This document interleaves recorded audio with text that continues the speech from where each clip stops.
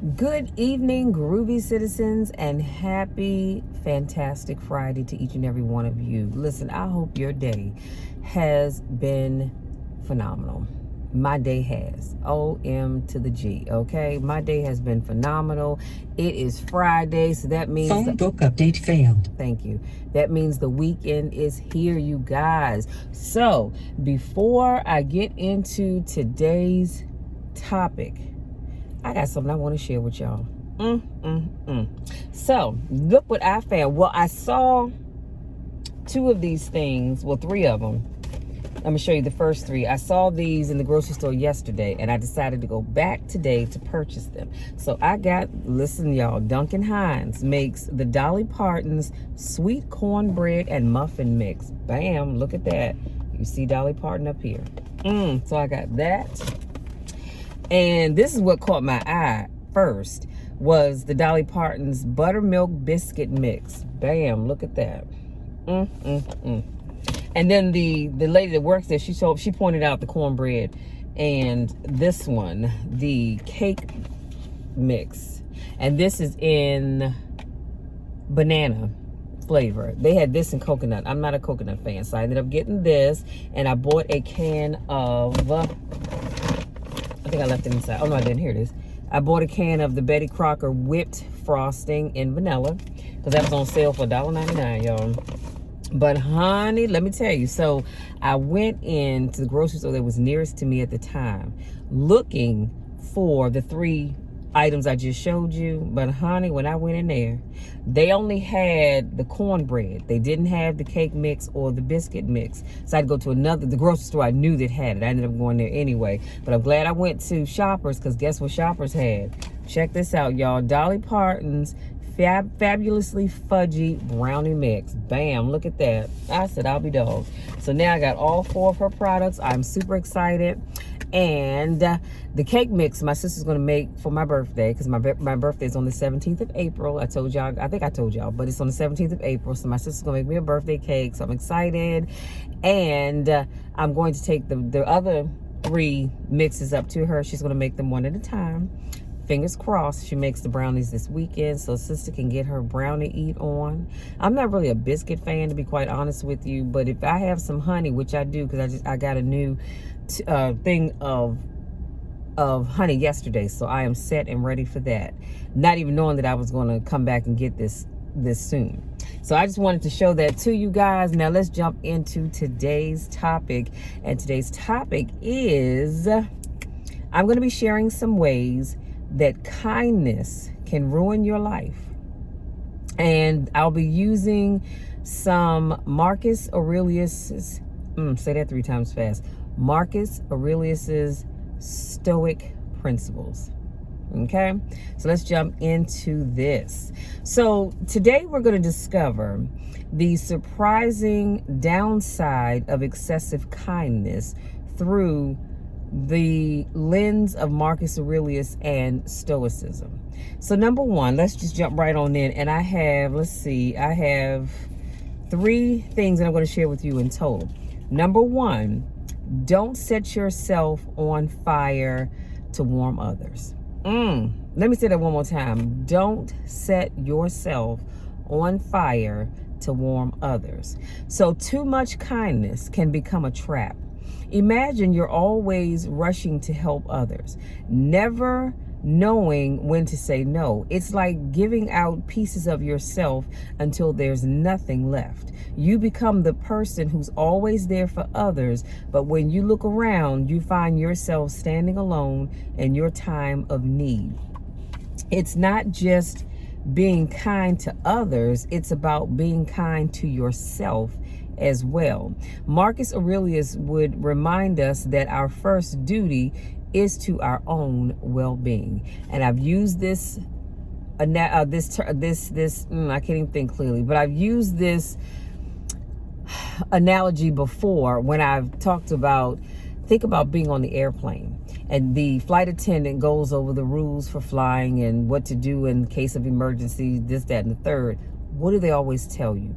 In the event of an emergency, when that face mask comes down, secure yours first before you go helping somebody else.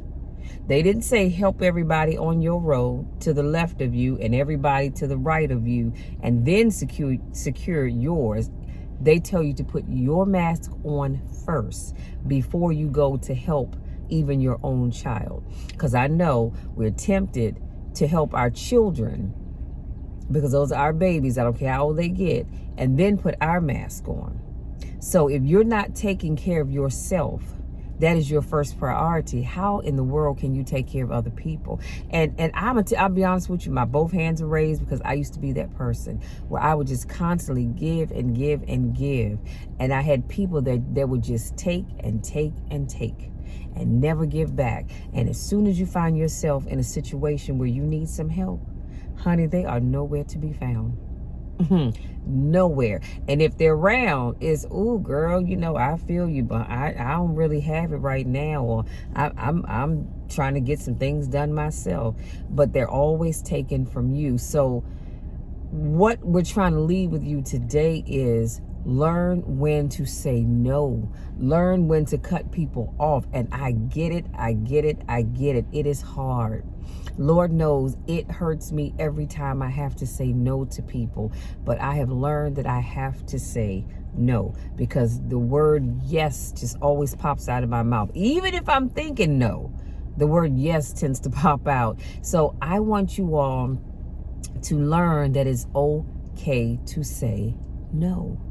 It is okay to stop giving all of yourself only to not receive anything in return. And I know many of you are going to say, but Michelle, is that Christ-like? What would Jesus say? Well, I think Jesus would want you to not allow people to take advantage of you. Okay, that's just my 2 cents. Number 2, reciprocity has an expiration date. So generosity is a virtue that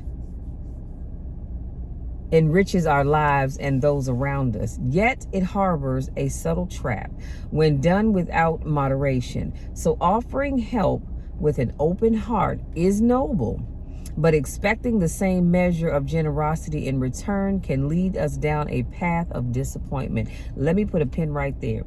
How many times have you done something for somebody else and you just hoped that if ever there was a time that you needed that person, they'd be there for you?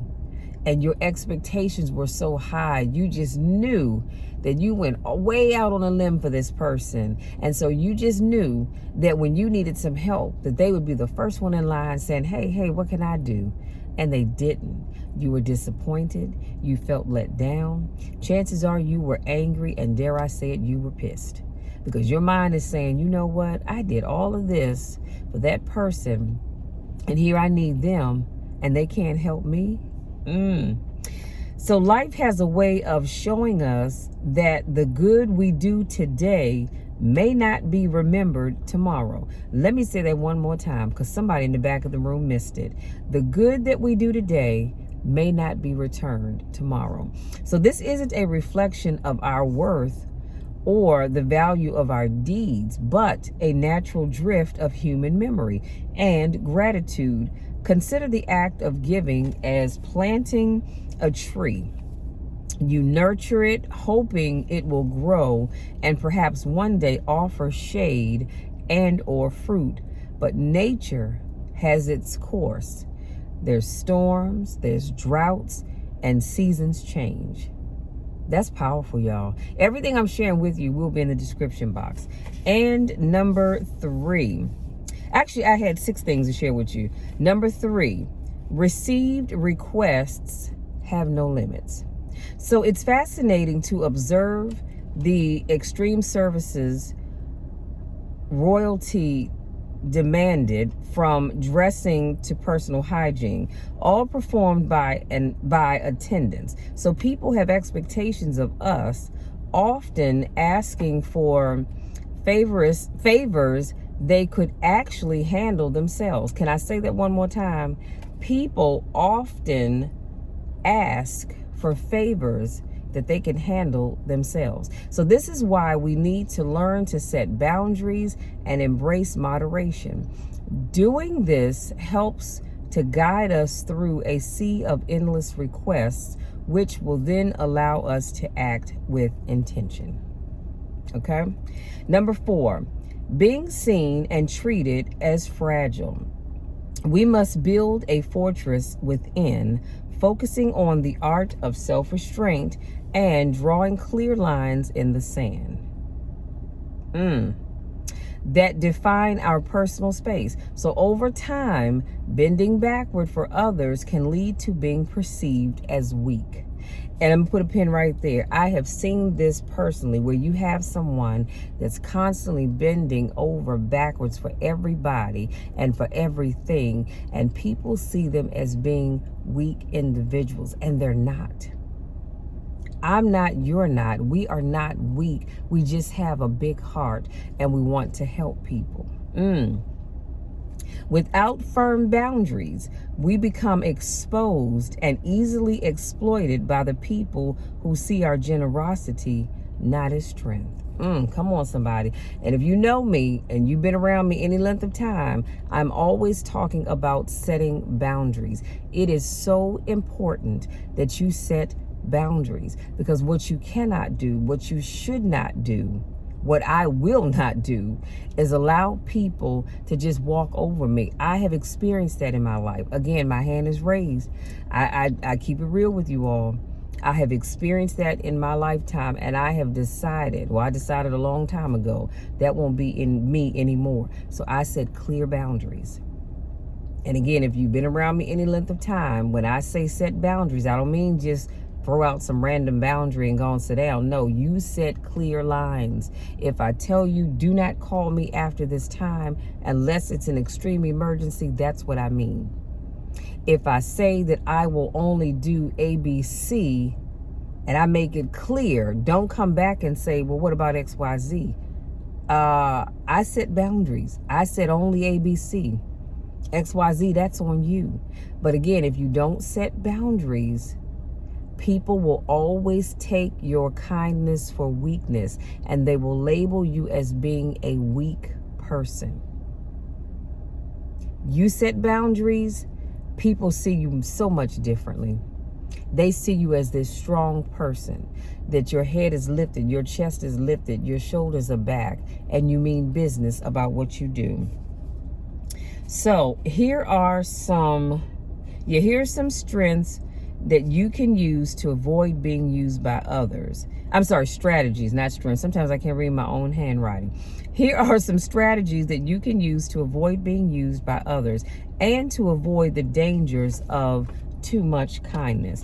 This is where I have 3 things I want to share with you, and I promise I'm gonna let you be. So, number 1, eliminate the fear of saying no. I need you to right now decide in your mind that you are not going to be afraid to say no. Let the word no just come out of your mouth.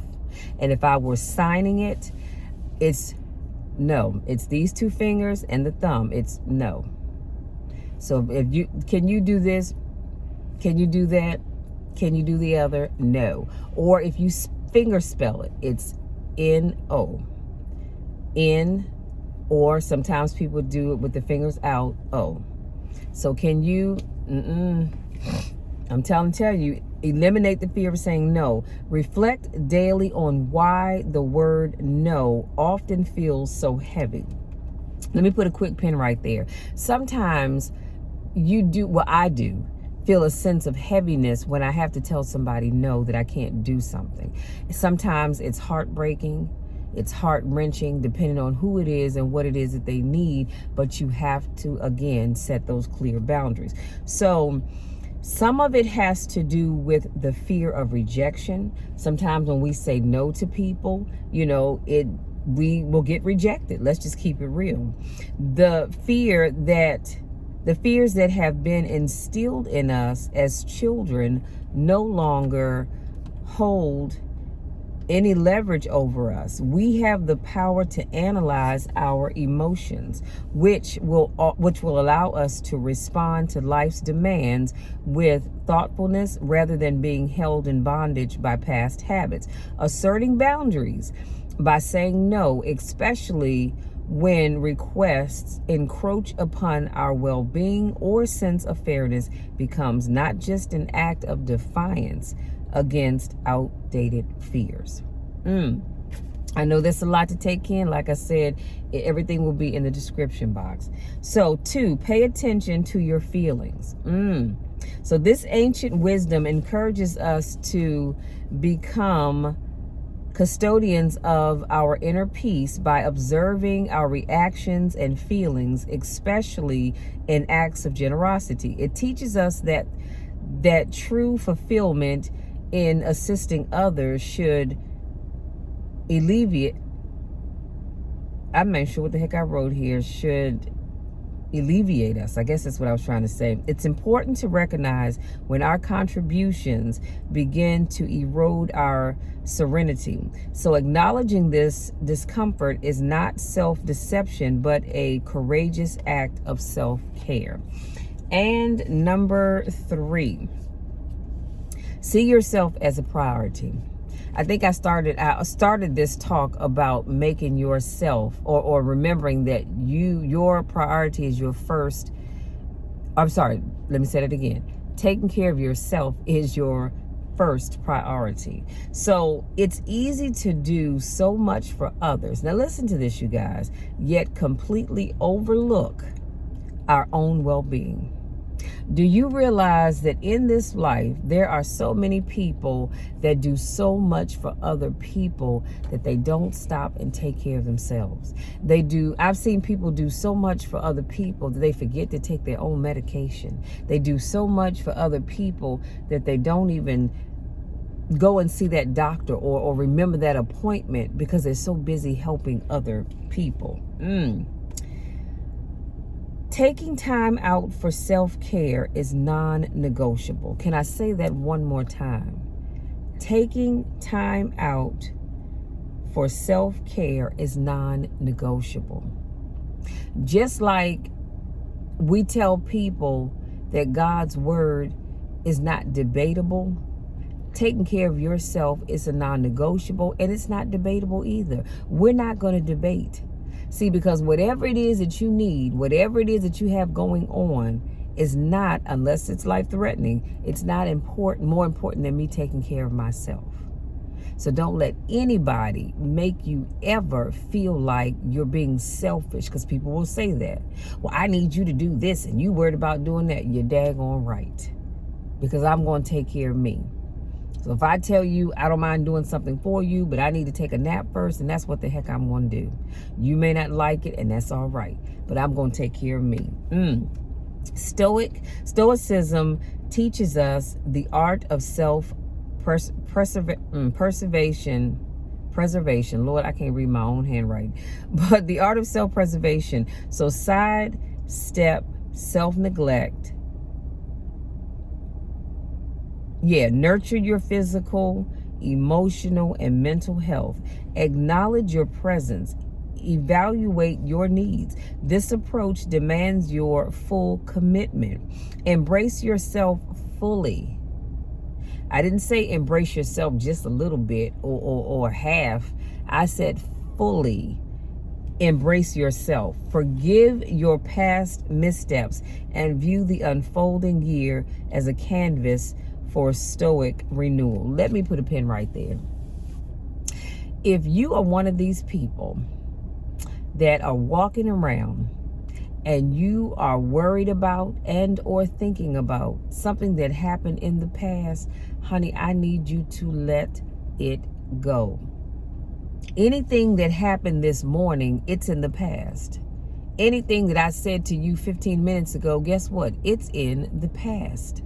So the past needs to stay in the past. It's all right to remember it so you don't repeat it, but let it stay in the past. And when I talk about making yourself a priority, you are not taking care of your health. You are not being the best you possible if you're running around here continuing to bring up the past, continuing to relive it, which causes you to live in fear, or which causes you to be angry all the time.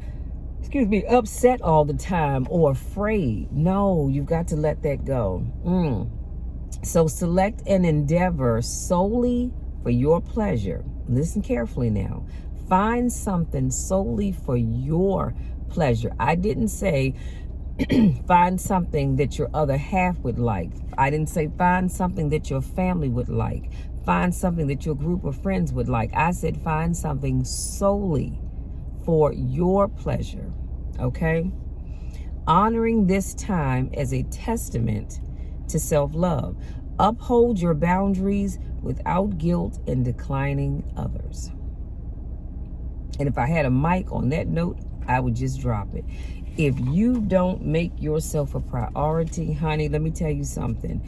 You are ruining yourself. Because I always tell people, you have to remember to teach people how to treat you.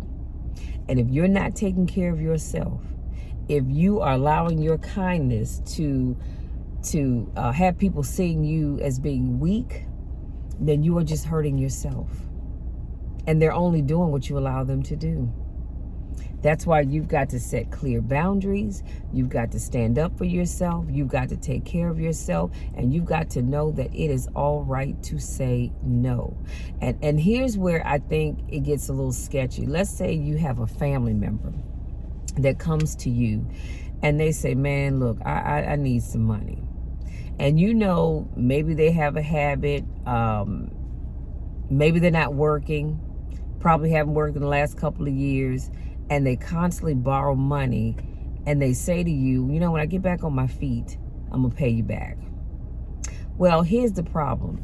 When are they going to get back on their feet? So you have not set clear boundaries. And when you set clear boundaries, what you say to that person is, you know what, unfortunately, I'm not going to be able to lend you any more money because you have borrowed and keep track. Or if you don't keep track, it's okay. But you have borrowed so much money from me, and you're not in a position to pay it back. So God forbid I get to a place where I need to borrow some money. I can't get it from you because you don't have it.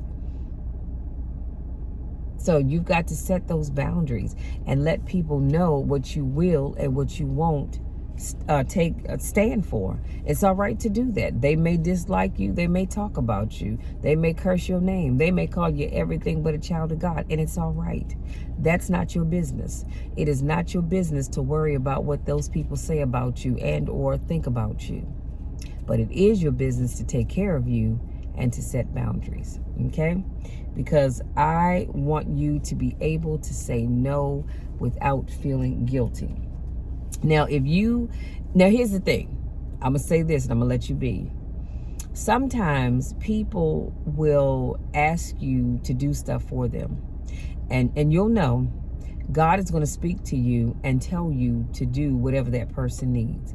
When that situation, you need to do it. Because God clearly has spoken to you and told you he wants you to do this thing. So if God is telling you to do something, by all means do it. Otherwise, in and of yourself, you've got to know that you should never feel guilty because you had to tell somebody no. You just shouldn't.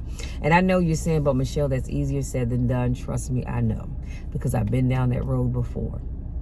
And it does. It is kind of hurtful. But the other piece of that is that if you keep saying yes, those people are going to continue to walk all over you with their size 8, 9, 10, 12, 15, whatever shoe size they wear. They're going to keep walking all over you. You know why? Because their mind's going to say, I need some money. I know what I can do. I can call Michelle because she has a big heart, honey. She always says yes.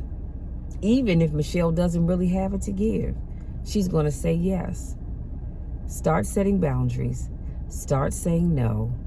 And stop feeling guilty about it. I promise you, you're going to be all right. Unless God is telling you to do it. That's something completely different.